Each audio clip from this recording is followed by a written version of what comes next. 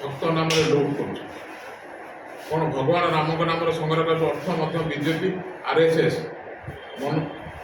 ମଣ୍ଡଳ ରାଜନୈତିକ ମୁନାଫରିକ ଶିକାର ହେଉଛି ନା ନାହିଁ? RSS ବିଜେପି ଆସ୍ଥା ନାମରେ ଲୋକଙ୍କଠାରୁ ଚୋରି କରୁଛନ୍ତି। ତେଣୁ ତା'ର ପ୍ରତିବାଦ ଆମେ କଂଗ୍ରେସ ଦଳ ତରଫରୁ ଆମେ ଆଜି ଆରମ୍ଭ କଲୁ। ଯଦି ପ୍ରଧାନମନ୍ତ୍ରୀ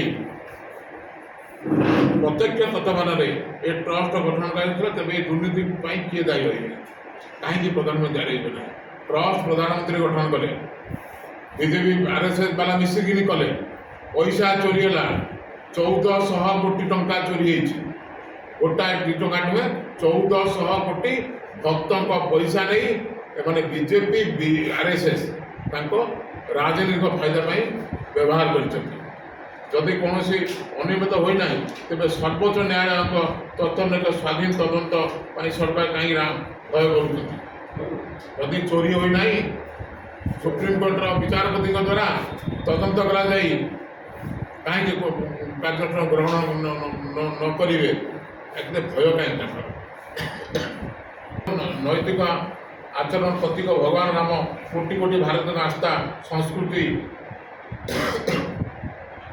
ନୈତିକ